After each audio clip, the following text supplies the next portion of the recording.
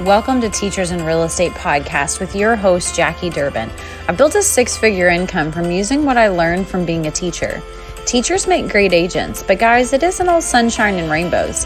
Some people are cutthroat. Some clients will make you want to throw in the towel, but your years in education have built you for a career in real estate, and I am here to help. With the right mindset and the right tribe, you can experience the same success. You can either supplement your income as a part-time agent or go full-time into real estate. The tools I will share with you will help you gain the confidence and expertise to reach your goals. Whatever your goals are, let's enjoy this time together. This podcast is geared towards teachers who are looking to get their start in real estate and teachers who are already rocking those dual careers.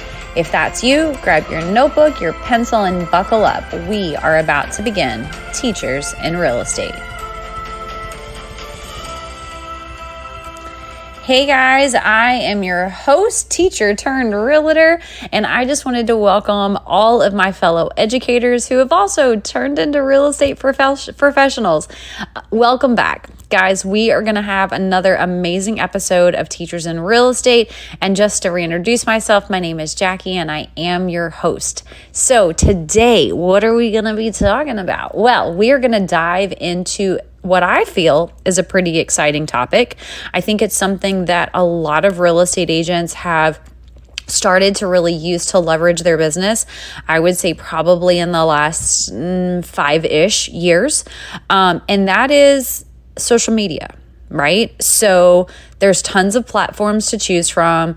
You've got TikTok, you've got Instagram, you've got Facebook, you've got Snapchat. Now we have Threads, we have Twitter. The list goes on and on. It seems like every time you turn around, there's a new social media platform to run to, figure out, be the first, get all the followers, all the things, right?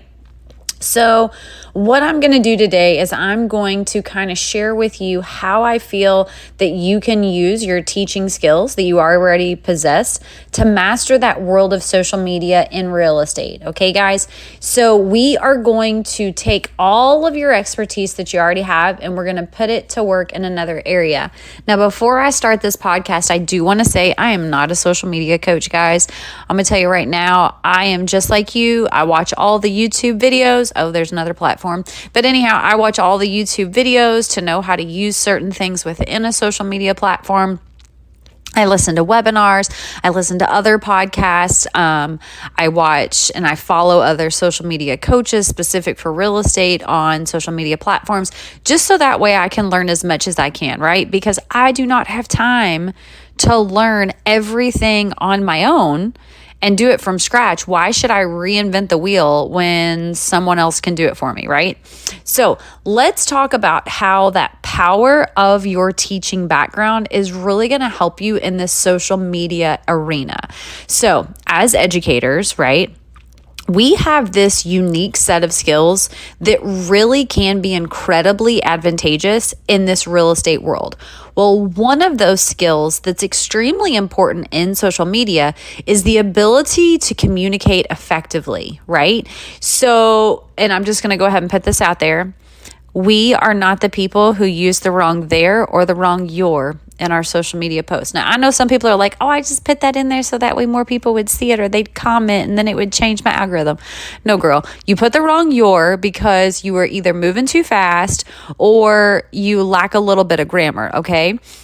Yes, I am judgy. Sorry, I will silently and not silently judge your grammar. Now, saying that, do I make mistakes in my grammar from time to time? Absolutely. Okay, like it's not uncommon for me to say, how do you spell lose again? Because I get lose, loss, and loose all messed up all the time. But guess what? I know that about myself. So I always edit my stuff. I have someone else look at it. I reread it. Those types of things. Okay. So anyhow, total sidebar conversation, but let's really explore how your teaching background can serve as a strong foundation for that social media success. Okay. So number one, storytelling. Part of social media is the ability to tell a story, whether you're telling a story through photos or a video, or you're actually telling an actual story like on a live or on a video or on a reel or whatever platform you're on. storytelling in the classroom, we've honed our storytelling abilities to engage and educate, right? We're telling stories all the time in the class, whether it's relating something that we're teaching to a real world application, or maybe, you're like me and you taught U.S. history, or you're teaching some type of history, right? That is storytelling. One of the things that people would always say, really, you loved teaching U.S. history? Yes, I did. And the reason why is because I had an amazing teacher, Miss Gordon. I don't even know if she's still around or not, but she was my high school U.S. history teacher.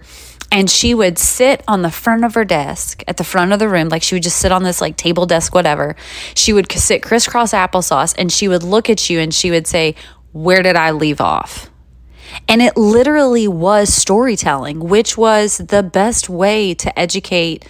Well, specifically me, that's my learning style, right? I like stories. Anytime I'm trying to memorize something, right, I'm always making a story with a word so that way I can memorize what it was. But that's a skill that we already have. We don't have to learn how to tell stories. What we're doing now is we're sharing those stories on social media, and these are invaluable, right? You are crafting compelling property narratives. You're connecting with potential clients on a much deeper level. It's not uncommon for us to share our stories with our peers, fellow educators, maybe even our family when we get home, but we're telling them those stories of things that happen in the classroom. We're used to sharing that. That's common. I don't know. I don't want to say it's 101, but it really is teaching 101. And so when real estate agents are getting into social media, a lot of the times what you'll see them posting is, this is the house I just sold, or this is the house that I just listed, or, oh, I'm doing an open house. And they're giving information, but they're not giving it in a way that is, I don't know, engaging. They're not telling you what's going on for the whole picture, right? So let's think about the public and how the public views real estate agents. A lot of people in the public view us as someone who opens doors, right? We all drive a fancy car. We all have fancy designer bags. We make a lot of money, and we do very little work. Okay. So if that is the persona of what a real estate agent is and does, how do we break down those barriers? And one of those is through social media storytelling, right? So let's say, yes, I do have a nice car. I don't know that I really have any real designer bags. My Louis Vuitton is fake. Don't tell nobody, okay? But yeah, it's a fake one. I got it when I was in Mexico. But that's okay, because you know what? Can nobody tell? So when I go to an open house, right, because that's one of my ways to engage with buyers, get in touch with the public, I need to tell the story of what happened to get ready for that open house. So what can I do in a storytelling format on a social media platform, right? I can show me going to the grocery store, getting all the snacks, the water, all that kind of stuff. I can show me sitting me at the computer, making labels that are going to go now over the water bottle that are branded, right? I can show me fighting with my printer because my printer gets stuck, or the label gets messed up, or whatever it is, right?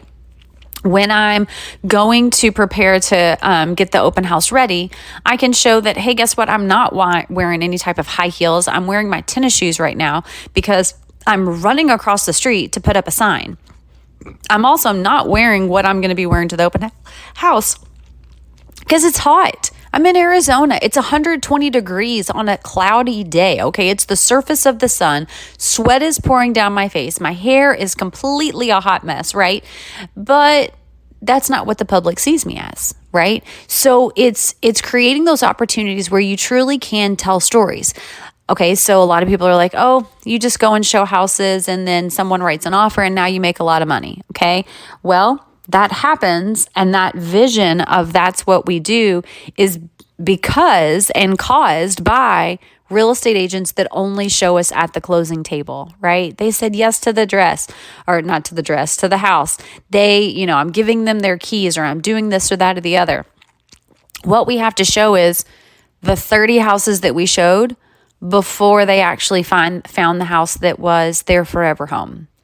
What we need to show is us talking on the phone for long hours, negotiating an offer for our first-time home buyer that doesn't have a lot of equity. They don't have a lot of capital to put down, right? They don't have all the liquid assets.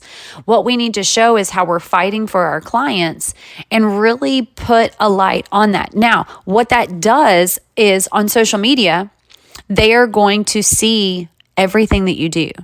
They're going to value you as a professional. They are going to feel confident calling you to represent themselves or a friend or a family member or a coworker or anyone that they know, because they know that you're more than what in their head they kind of thought as a stereotype. Guys, that storytelling is something that we as educators already know how to do. So now you just got to put it in a video and put it on your social media. All right, next thing that we do amazing. We can simplify with clarity any type of complex ideas, okay? So if you are a high school teacher, okay, I'm going to go ahead and call up my high school teachers right here. Okay, when my children, actually, no, it's probably even middle school. So middle school and high school, y'all are both together, okay? When my daughters got into about 6th grade, I was like, yeah, no, I'm hands off. I cannot help you with your homework. I do not understand this stuff. Like, this is not my jam at all, okay? And even if I understood it, I didn't understand how to explain it in a way that would be beneficial and meaningful to my own children, because it may have not been the same style of teaching that they were used to when they were in the classroom, right? Because I'm used to teaching elementary school kids. You go to a high schooler and you try to teach them like you teach elementary kids, and they're going to look at you like you got two different heads, because you are making entirely too much fluff, right? Here's the thing. As a real estate agent and in real estate, you need to break down this market. You need to break down the trends. You need to break down property details into digestible content that resonates with your audience. Guys, that's what we do every day in teaching. We break down complex stuff. We make sure that it makes sense to the students in front of us. The only thing that's changed is the content and the audience, but we're still using that skill that we already had. Now, social media, right?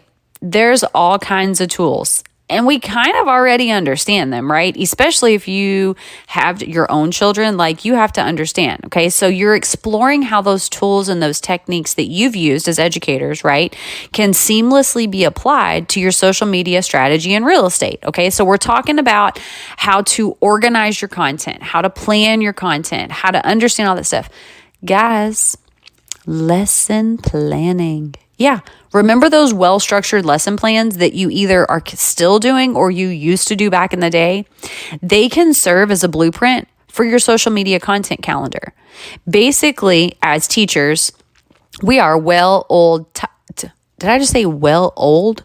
Well-oiled.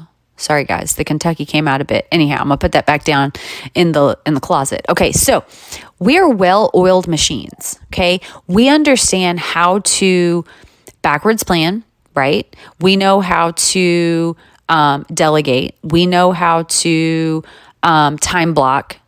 We know how to plan. It's what we do, okay? So because you have that skill, it's going to ensure that you have a consistent and organized online presence. Any and every social media coach that you talk to is going to tell you consistency will beat resistancy. So, and I was talking to a social media coach the other day. Her name happens to be Danielle Nielsen. She is out of Arizona, and her agency is called Agents Get Social. She is on Instagram, so make sure that you give her a follow. But one of the things that she said was she is so tired of hearing people blame stuff on their algorithm. It's not the algorithm that is affecting your follows, your likes, your comments, your engagement. It's your consistency. If you want to grow on a platform, right, and be able to get clients from that platform and to be recognized on that platform and to increase your sphere of influence and to do all of the things, then you have to be consistent. That doesn't mean that you post a picture. It cannot be a box that you just check off when you're like, done, did it. Okay. That would be like me being, oh, well, I gave the kids a worksheet on multiplication. I don't know why they don't get it. That's not how it works. I have to be consistent. I have to create an entire group of lessons that are going to kind of coincide together, right? You might even have like a program of studies or like, something like that where it's not just one thing. I cannot post one market report and now everyone, and it's a stagnant post, right? So it's a picture. I can't just post a graphic about the market report and expect people to be like, oh, well, she posted about the market report. She is a real estate expert. That's not how it works. That is not how it works at all. Okay. It works by you not only posting the stagnant post, but also speaking about it and giving examples about it and showing how your expertise has helped other clients in this market that we're in right now. Guys, there's so much more that you have to do. However, having that well-structured lesson plan thought process as an educator is going to help you plan your social media content calendar and make sure that it is a well-rounded. All right. Engagement and interaction. Yep. Okay. So just as we encourage classroom participation, encourage engagement on your social media platforms. Do not just post and ghost. Okay. Post and ghost is when you just post something and the only time you get on social media is to look to see who liked your stuff, who commented, and how many messages you have, instant messages. Guys, no, that is not engagement. Okay, that is the farthest thing from engagement. In order to provide engagement, what you need to do is when people like your stuff, send them a video message. Hey, I saw that you liked my post on this. My name is Jackie Durbin. I'm a real estate agent out in Arizona. I love helping other real estate agents, find ways to engage with audiences or whatever it is, right? Make sure it's related to the content that you posted and then connect with them. When someone follows you, do you send them a video that says, thank you so much for connecting with me? Introduce yourself, tell a little bit about yourself, tell them that you're excited to get to know them. Guys, it's called social media. You have to be social. And if all you're doing is going on there, scrolling and looking at pictures and maybe double tapping a couple times, it's not going to grow. You are not going to grow. You're not going to learn. And please don't tell me, oh, I'm researching. You are not researching. What you're doing is you are just, you're wasting time. Okay, that's the first thing. You're wasting time. And then number two, you're comparing yourself. Oh man, well, they have 40 likes. Let me go back to my page. How many likes did I get on this? Don't do that. Be authentic and make sure that you're responding promptly to comments. There are so many people that they don't. They just like double tap it and say, oh, thanks. Or they'll say thank you. There's no engagement. They didn't ask a question. They're not creating a sense of community. And guess what? You're not going to grow. All right, here's another thing that's going to help you with social media as a past educator. Assessment and adaptation, right? We assess students' progress and we adapt our teaching methods accordingly. Guys, you need to apply this principle to your social media by regularly evaluating those analytics, right? Now, I'm not saying look at it and be like, oh, I get more engagement on this day. I'm only going to do it this. Or, oh, I get more engagement at this time. I'm not talking about that. I'm talking about the actual content that's in there. What are people looking for? And if you're on pretty much any content platform or whatever for social media, ask people questions. Hey guys, I'm going to be creating some new content for this platform. I would love to know what are the things that you all would like to see. People will tell you, especially opinionated people will tell you, right? I used to ask my students all the time, like one of the things that they would get is they would have like some choice time, right? And I would ask them, guys, do you want to do math in the morning or do you want to do it in the afternoon? When they felt that they had more of a say in the classroom and what was going on, guess what happened? They were more engaged. My students didn't want to do reading in the morning, okay? It wasn't what they enjoyed doing. You know when they enjoyed reading the most? When we came back in from being outside at recess. That was their favorite time to read. Do you know why? Because they were hot. And they wanted to be able to just lay down on the floor and cool off. They wanted to be able to have their water bottles. Do you know when I would always do science? At the end of the day. Do you know why? Because it was messy. and I needed time to be able to clean up. And I couldn't really clean up when I'm preparing for the next subject that I'm going to teach because now I'm wasting time, right? Guys, we assess and we adapt all day long. And the more that you assess and analyze within your social media content, the better the results you're going to have. All right, guys. So a little bit of content creation and some sharing strategies. So content is king in the realm of social media, okay? So you can leverage your teaching skills to create and share content that's going to resonate with your audience. Number one, educational content, okay?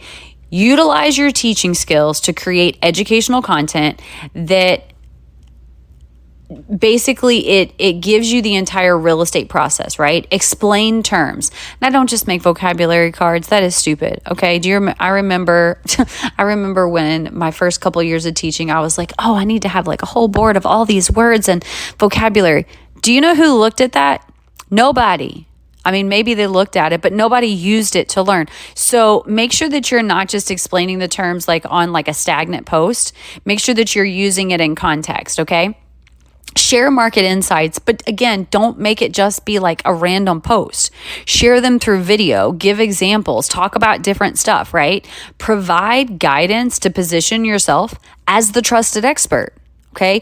People trust you with their kids, okay? We all know that the world, it's gone plumb crazy, okay? It used to be that it was real safe to go to school, and now those aren't even safe. Parents trust us with their most prized possession, their children. People will trust you in real estate when you position yourself and you treat yourself as the professional that you are. All right, visual aids.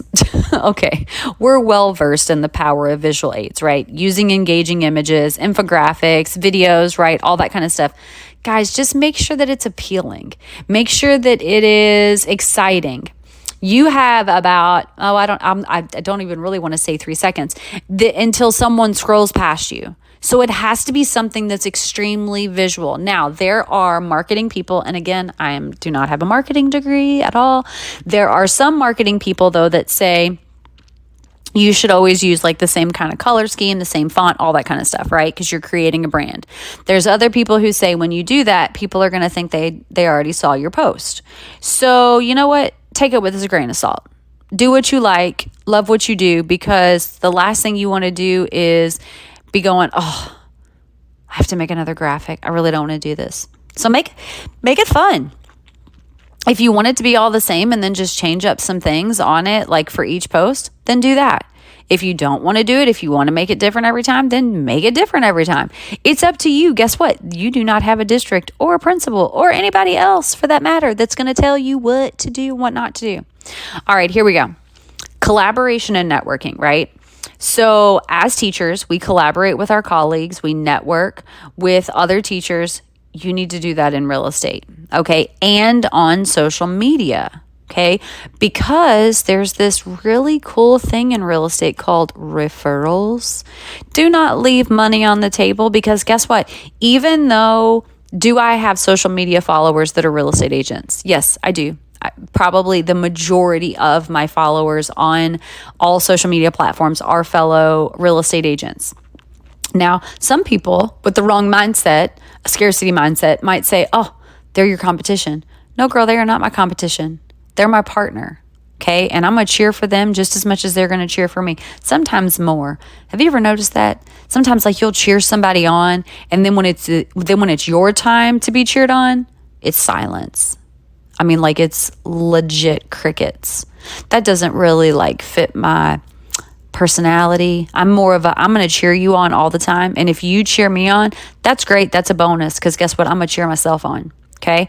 But you have to be able to network with these people, because when I'm showing, hey, guess what? I know what I'm talking about. And let's say that a real estate agent in another state has a client that's moving to my area. Are they just going to go through the yellow pages, which the yellow pages isn't even printed anymore, but are they just going to go to the Google and try to find a real estate agent? Or are they going to say, oh, I know somebody in Arizona. I follow them on insert name of platform. Yes, that's what they're going to do, right? So share insights, share experiences, because it's going to lead to valuable connections and also referrals. All right, guys, there are some challenges and some pitfalls to social media that we need to talk about. Okay, so while our teaching skills can be a great advantage, there are some common challenges that we should be mindful of when using social media in real estate. Number one, maintain professionalism. Okay, remember to maintain professional at all times in your online interactions, just as you would in the classroom. Avoid engaging in heated debates, controversial topics.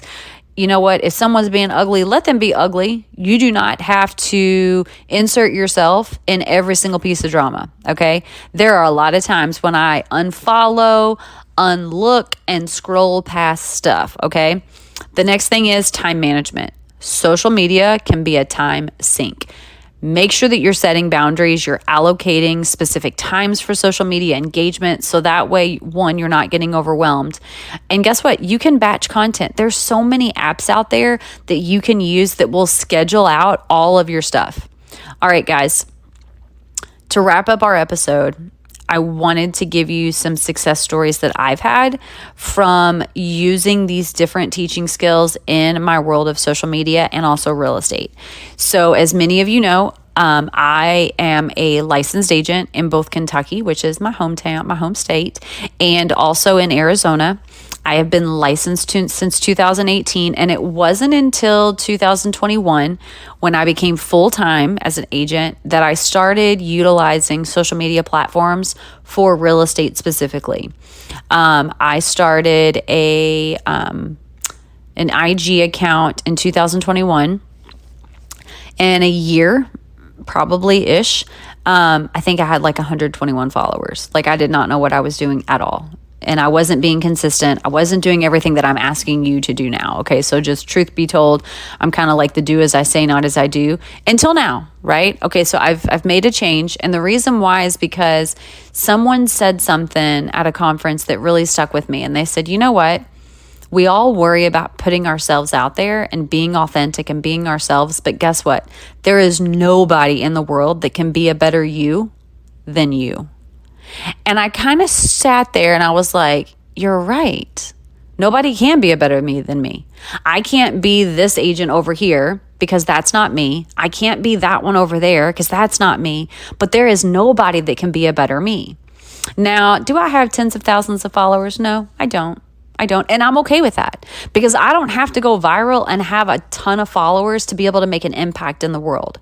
I didn't teach 1 million students, but I know I impacted lives. I didn't have, thousands of students who, went to an Ivy League college, but I know that I provided a very good foundation and framework for them to do exceptional things.